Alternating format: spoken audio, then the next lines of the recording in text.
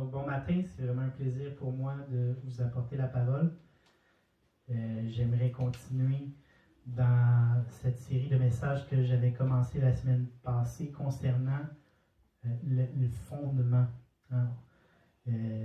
Donc, ce matin, on va continuer où ce que la dernière fois, la semaine passée, on avait vu sur le renoncement des œuvres mortes, où ce qu'on avait vu l'importance de la repentance.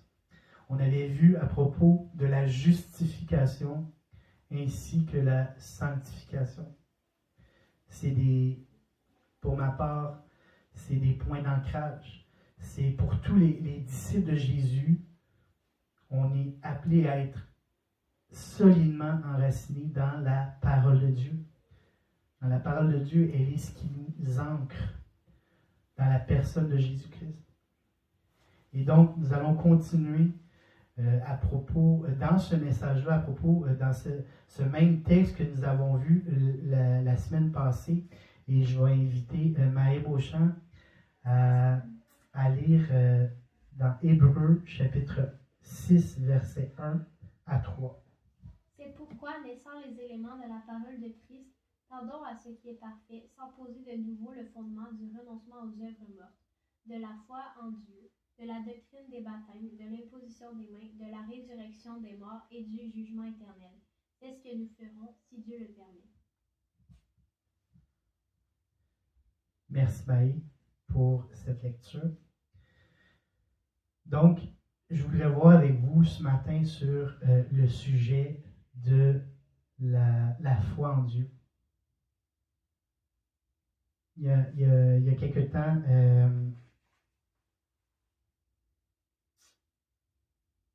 temps, j'avais réfléchi à ce qu'est-ce que exactement le fondement de la foi. Donc, on a vu la semaine passée sur comme je vous ai dit, la repentance, la justification, la sanctification. Mais aujourd'hui, on continue à propos de la foi parce que je crois que la foi en Dieu ne doit pas être négligée dans ce à propos des fondements qui nous enracinent dans notre foi. Dieu a un désir de faire grandir notre foi ce matin.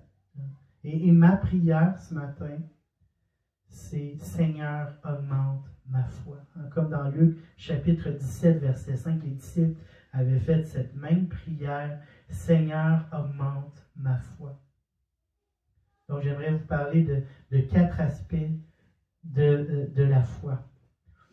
Donc la foi en Dieu. 4 aspects de la foi en Dieu. Le premier aspect que je veux vous apporter ce matin, c'est la foi qui sauve. Dieu nous donne l'opportunité, la possibilité d'expérimenter une foi, mais une foi qui va nous sauver, une foi qui va nous amener dans cette relation intime et personnelle avec Jésus. On peut lire dans Marc au chapitre 10, verset 52, Jésus lui dit « Va, ta foi t'a sauvé. » Aussitôt, il recouvra la vue et suivit Jésus dans le chemin. On voit ici ce mot-là, le mot « sauver », « Va, ta foi t'a sauvé ». Nous pourrions l'interpréter comme le mot « guérir », le mot « guérir ton âme, ton esprit, ton corps » de ce qui te hante, de ce qui te décourage, de ce qui te fait peur, de ce deuil qui est en toi depuis longtemps. Ce mot-là, on pourrait aussi l'interpréter comme préserver de ce qui peut te faire mourir à petit feu, te sauvegarder de ta vie qui vit toutes sortes de moments malheureux, te protéger de toutes ces choses qui peuvent vivre mauvais en ce bas monde. Dieu a un désir de te sauver. Et cette foi dont je parle, et sans mettre... ici, mon but, mon désir, c'est pas nécessairement de diminuer ce que la parole de Dieu elle est importante. La parole de Dieu, elle est notre point d'ancrage. On a besoin d'aller en profondeur dans la parole de Dieu. Mais la parole de Dieu, c'est pas seulement à propos d'aller dans une connaissance intellectuelle. Ce n'est pas juste de lire les textes pour la lire. Ce n'est pas de connaître les textes ou connaître les doctrines. Mais ici, je parle vraiment d'aller, oui, en profondeur dans la parole de Dieu, à la rencontre de celui qui est derrière cette parole. On parle de Jésus. Hein, Jésus qui a incarné la parole de Dieu sur cette terre il y a 2000 ans et qui est mort et qui est ressuscité pour nous. C'est lui qui donne le sens à ce salut. Jésus a donné un sens à notre vie. En Jésus, en mourant sur la croix il y a 2000 ans, et il est mort et il est ressuscité d'entre les morts, il vient donner un sens à notre vie. Il vient donner un salut à celui qui l'accepte.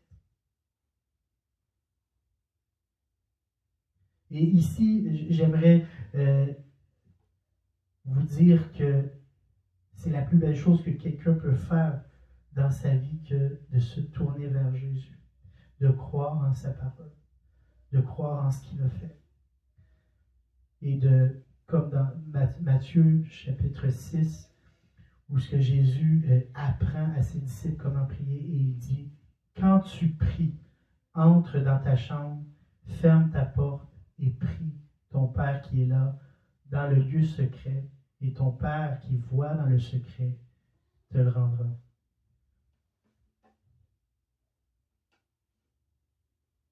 Ta foi va t'amener en relation avec Jésus.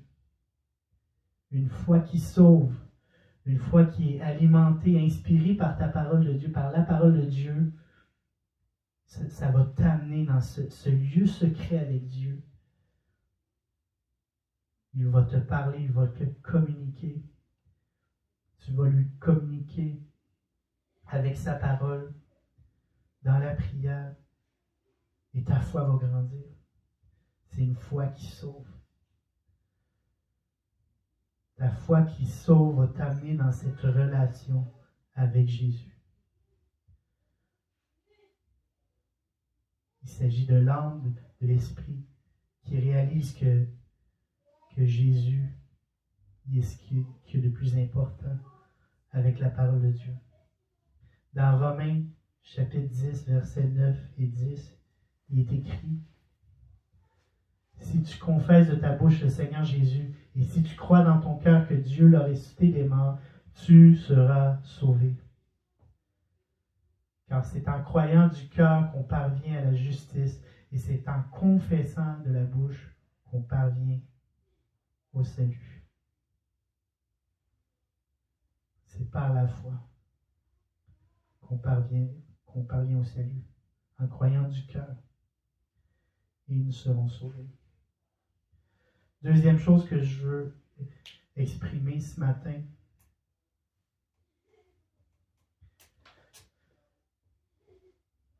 c'est le don de la foi. Deuxième aspect de la foi, le don de la foi. On a vu la foi qui sauve. Maintenant, nous voyons le don de la foi, qui est différent. C'est distinct. Dans 1 Corinthiens, chapitre 12, versets 8 à 11, on voit, en effet, à l'un est donné par l'Esprit une parole de sagesse, à un autre une parole de connaissance, selon le même Esprit, à un autre la foi, par le même Esprit, à un autre le don de guérison, par le même Esprit, et à un autre le don d'opérer des miracles, à un autre la prophétie, à un autre le discernement des esprits, à un autre la diversité des langues, à un autre l'interprétation des langues. Un seul et même esprit opère toutes ces choses, les distribuant à chacun en particulier comme il veut. Donc on voit ici, dans 1 Corinthiens 12, verset 9, où on voit à un autre la foi par le même esprit. On voit la foi. Dieu donne la foi. Une foi qui est communiquée d'une manière surnaturelle. On voit ici que l'apôtre Paul énumère une liste non exhaustive de 9 dons surnaturels qui concernent la foi, qui est communiquée par, comme on voit dans le texte, c'est le même esprit. La foi est communiquée par le même esprit. Donc, j'aimerais amener 4 points ici. D'abord, c'est la foi. C'est quoi la foi? En fait, c'est donner sans réserve. La foi ici, le terme qui est utilisé, en effet, à l'un est donné.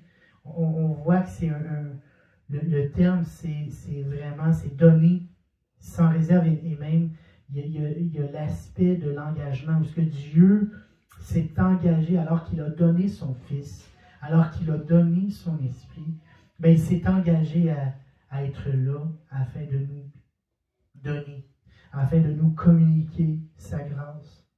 Son désir, Dieu, c'est de nous donner. Il aime nous donner, il aime nous voir en train de recevoir sa grâce de manière sans réserve. Dieu aime donner de manière sans réserve.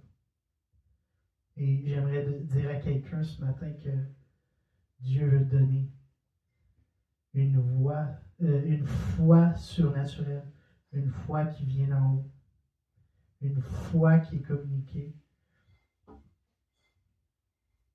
que seul Dieu peut donner. Ensuite, on voit le même esprit. Le même esprit. L'esprit est celui qui donne la possibilité de donner une parole de connaissance, une parole de sagesse, et tous les dons qu'on a vus d'énumérer tantôt, c'est tout du même esprit.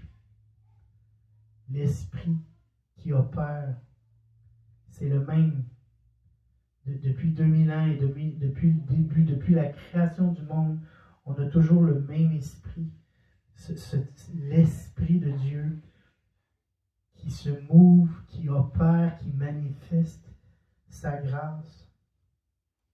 Et on voit qu'il communique la foi. C'est l'Esprit de Dieu. Ensuite, on voit comme il le veut. Et on doit savoir que la volonté de Dieu, c'est de communiquer le don, c'est de manifester le don, c'est d'opérer le don du Saint-Esprit. C'est de communiquer le don du Saint-Esprit. Le don de foi qui est communiqué. Pourquoi? En dernier lieu, pourquoi ça va être pour l'utilité commune.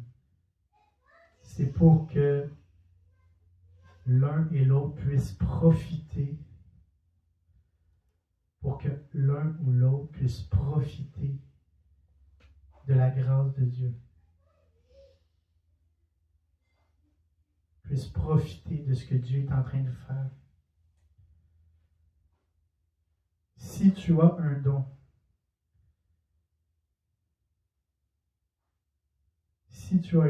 c'est pour l'utilité commune, c'est pour que tous puissent l'entendre.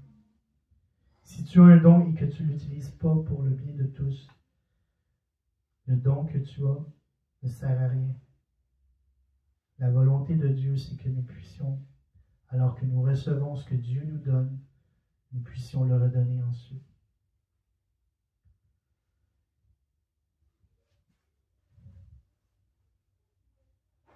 On doit comprendre ici que la foi, le don de la foi est décrit ici comme une foi surnaturelle qui provient d'en haut. Il est comme tous les autres dons qui étaient énumérés là. Et Dieu les a envoyés parce qu'il le veut. Il le distribue selon son plaisir. Et c'est pour que tous puissent en profiter. Tous ceux qui croient et tous ceux qui ne croient pas puissent recevoir la part de Dieu. Dieu a un désir de toucher.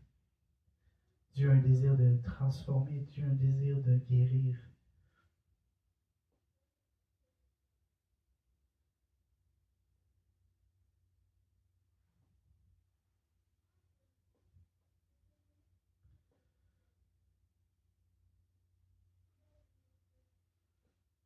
Ensuite, on voit le troisième aspect de la foi, une foi qui plaît à Dieu. On voit une foi qui plaît à Dieu. Une foi qui plaît à Dieu. On voit dans Hébreux, chapitre 6, verset 6. Or, sans la foi, il est impossible de lui être agréable, car il faut que celui qui s'approche de Dieu croit que Dieu existe et qu'il est le rémunérateur de ceux qui le cherchent.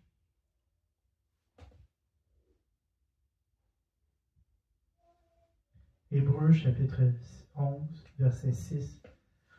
Donc on voit que sans la foi, donc ce que ça veut dire, hein, sans la foi, il est impossible de lui être agréable.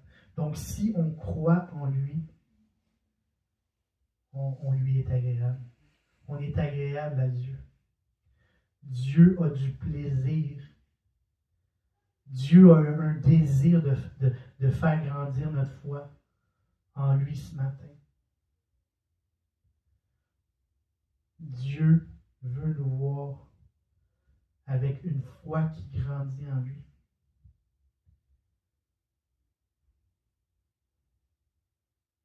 Notre foi appelée à Dieu. Ça me fait penser un peu à un père. Un père qui, un peu quand on pense à nos enfants on a du plaisir à penser à eux. On a une fierté pour nos enfants, nous les parents. Un papa n'a pas besoin de la preuve de la part de l'enfant. Le père n'a pas besoin que l'enfant fasse quoi que ce soit pour que le père ou la mère va aimer son enfant. C'est l'idée de cette image du père, de la mère qui envers ses enfants, c'est un peu faire comprendre que Dieu n'a pas besoin ou que tu es agréable, tu es accepté, tu es satisfait. Dans le fond, tu es aimé de Dieu.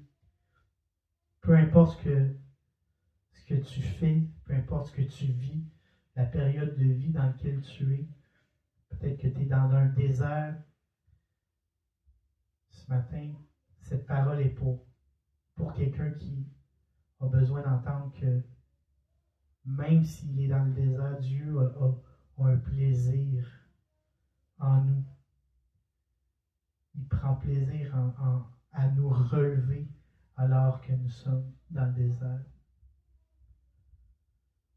Comme un peu dans Matthieu, chapitre 3, verset 16. Qu'est-ce qu'on voit au verset 17? Alors que Jésus était en train de se faire baptiser, lorsqu'il est sorti, on voit, voici une voix fit entendre des cieux ces paroles. Celui-ci est mon Fils bien-aimé, en qui j'ai mis toute mon affection. Il a mis toute son affection.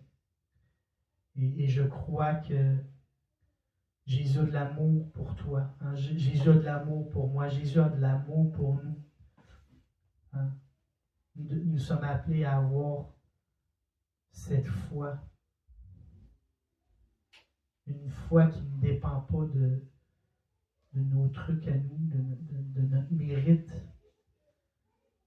mais notre foi dépend, comme dans Romains chapitre 5. Romains chapitre 5, verset 8. Mais Dieu prouve son amour envers nous en ce que, lorsque nous étions encore des pécheurs, Christ est mort pour nous. Notre foi doit être inspirée par son amour, sa grâce, non sur le principe de toujours faire plus. Souvent, on est porté à croire qu'il faut toujours faire plus pour être accepté devant Dieu. Que je fais, c'est toujours que je fais. Et la vérité, c'est que Dieu m'a aimé le premier. On pense que plus qu'on va en faire, plus que Dieu va m'aimer. Mais c'est l'inverse. Dieu m'aime. Et parce que je sais que Dieu m'aime, ça va être mon inspiration. Ça va être ma motivation. C'est ce qui va me donner la force de continuer. De me relever alors que j'ai vécu un échec. Me relever alors que je me suis trompé. Alors que j'ai fait des erreurs. Alors que je n'ai pas compris. Dieu m'appelle à me relever. Il est amour. Dieu est amour. On voit dans 1 Corinthiens 13. Maintenant donc, au verset 13, Corinthiens 13, 13. Maintenant donc, ces trois choses demeurent. La foi, l'espérance, l'amour. Mais la plus grande de ces choses, c'est l'amour. C'est l'amour. Dieu est amour. Et c'est pour la raison pour laquelle il a donné sa vie pour nous. Car Dieu a tant aimé le monde qu'il a donné son Fils afin que quiconque croit ne périsse point, mais ait la vie éternelle. Et le quatrième et dernier point que je voulais regarder avec vous, c'est l'appel de Dieu par la foi. L'appel de Dieu par la foi. Évidemment, ici, s'il y a la foi, il y a un appel sur la vie. Lorsqu'il y a la foi, il y a un appel sur la vie. Et parfois, on se mélange. On pense que, ou on imagine automatiquement l'appel égale grandiose. Et ça, c'est humainement qu'on se met à penser de cette manière-là. On pense qu'être appelé par Dieu nous colle une étiquette de super-héros. Et je crois que ça, c'est causé par notre ego. L'être humain est souvent contrôlé par son ego. On aime être au centre de l'attention. Souvent, on dit, au lieu de dire, en fait, on dit l'appel, exemple, de Matthieu sur ma vie, mais il faudrait plutôt dire l'appel de Dieu pour sa gloire dans ma vie. C'est pas mon appel, mais c'est la sienne. C'est son appel. La vérité, c'est qu'on est bien ordinaire. La vérité, c'est qu'on est bien ordinaire. Mais que c'est Dieu. Dieu est extraordinaire. Dieu, il est extraordinaire. Nous voyons ici dans Hébreux chapitre 11, on voit des exemples d'hommes qui ont répondu à l'appel. Comme dans Hébreux 11, verset 4. C'est par la foi qu'Abel offrit à Dieu un sacrifice plus excellent que celui de Caïn. C'est par elle qu'il fut déclaré juste. C'est par la foi. C'est par la foi qu'Enoch fut enlevé pour qu'il ne voie point la mort. Il ne parut plus parce que Dieu l'avait enlevé. C'est par la foi. Il a accompli le dessein de Dieu par la foi. L'homme ou la femme de Dieu va accomplir le plan que Dieu a dessiné pour lui dans sa vie par la foi. C'est Noé par la foi divinement averti, des choses qu'on ne voyait pas encore, et saisi d'une crainte respectueuse, construisit une arche pour sauver sa famille. C'est par la foi. Alors, lorsqu'il y a un appel sur notre vie, c'est par la foi. Dans Hébreux 11:8, c'est par la foi qu'Abraham, lors de sa vocation, obéit et parti pour un lieu qu'il devait recevoir un héritage, en héritage, et qu'il partit sans savoir où il allait.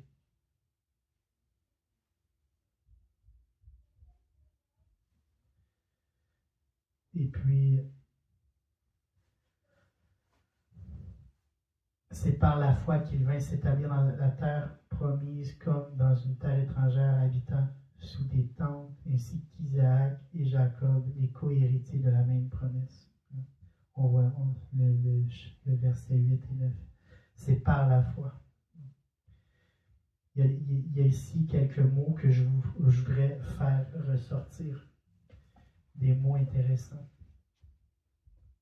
Des mots que je crois on est appelé à prendre en considération. D'abord, c'est le mot vocation. Dans le verset 8, vocation. Par la foi, Abraham rentra dans sa vocation. Ce mot ici, c'est être appelé. C'est une offre, c'est un appel, c'est l'offre de Dieu. Jésus a dit dans Jean chapitre 10, verset 27, « Mes brebis entendent ma voix. Je les connais et elles me suivent. » Lorsque nous entendons sa voix, on est appelé à répondre à cet appel qu'il a sur notre vie. C'est son appel. Nous, on ne fait que suivre l'appel du berger. C'est notre appel, c'est notre vocation de répondre à la voix du berger. Ensuite, on voit établir. On voit ici le mot établir. C'est par la foi qu'il vint et s'établir. S'établir. On voit habiter. Ce terme nous amène à établir alors que nous sommes étrangers. Ça me fait penser un peu dans 1 Pierre 2, verset 11. « Bien-aimés, je vous exhorte comme étrangers et voyageurs sur la terre. » On doit se résigner. On est sur la terre, mais Jésus a dit, je vous prépare une place, parce que la vérité, c'est que notre place n'est pas ici-bas sur la terre, mais notre appel, c'est un appel divin, c'est un appel céleste, c'est éternel. Le but, c'est que Jésus soit mis en l'honneur dans cet appel. Notre but, c'est que Jésus soit à l'honneur dans cet appel, dans notre vie. C'est ça l'appel. Dieu dépose sur chacun de nous un but, mais un but qui correspond à sa gloire, à lui. Il établit cela sur chacun d'entre nous. C'est à nous à le prendre par la foi. L'appel de Dieu par la foi pour chacun d'entre nous. Et la dernière chose que je voudrais évoquer dans ce passage, c'est à propos de la promesse. On voit ici les co-héritiers de la même promesse. Parce que Dieu a une promesse. Dans Jean chapitre 10, verset 10, « Moi je suis venu afin que les brebis aient la vie et qu'elle l'ait en abondance. » Je termine ce message par cette parole. C'est que Jésus est venu. Il est venu pour ses brebis. Et il est venu pour ses brebis afin que ces brebis puissent expérimenter la vie. Qu'ils puissent expérimenter l'abondance en lui. Donc l'appel de Dieu, c'est par la foi, c'est une question d'un appel, c'est une vocation, c'est quelque chose qui est d'extérieur, une voix extérieure qui, à haute voix, offre. C'est une offre, un appel. Et on l'entend. En nous, les brebis, on entend le berger. On entend la voix. Ensuite, il établit. Il établit alors que nous sommes sur un terrain étranger. Parce que la vérité, c'est que Jésus est en train de nous préparer une place. Jésus est en train de préparer une place.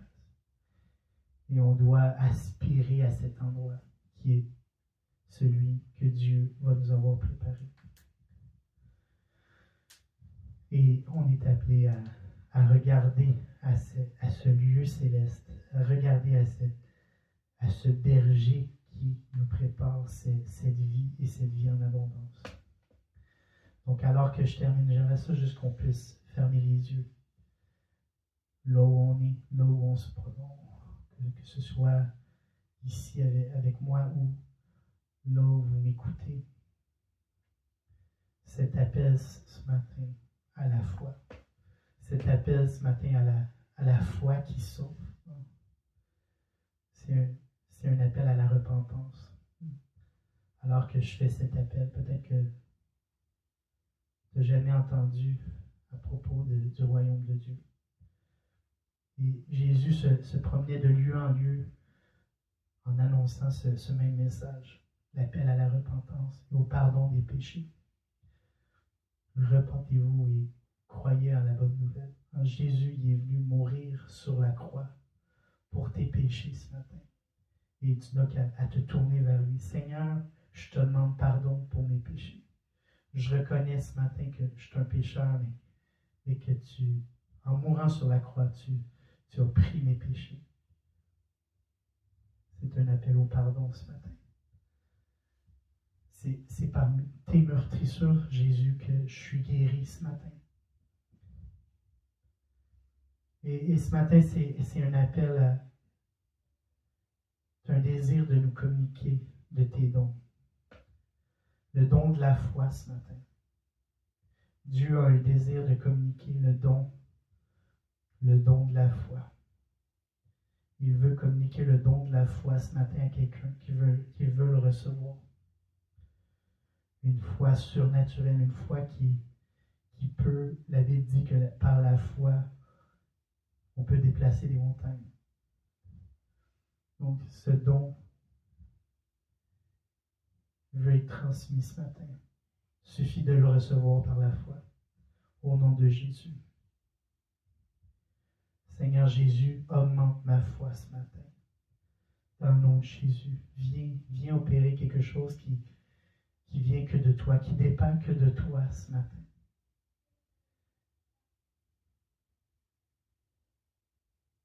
Seigneur, je veux répondre à ton appel ce matin. Viens, Seigneur, et guide-moi dans l'appel à lequel tu m'as appelé à rentrer ce matin. Viens, établis-moi dans ce lieu, dans cet appel qui correspond à ce que tu as préparé d'avance pour moi, Seigneur. Viens et remplis-moi de ta présence, de ton Saint-Esprit, Seigneur. Délivre-moi, Seigneur. Que ma vision soit éclaircie afin de bien comprendre l'appel qu'il y a sur ma vie. Et c'est dans le nom de Jésus que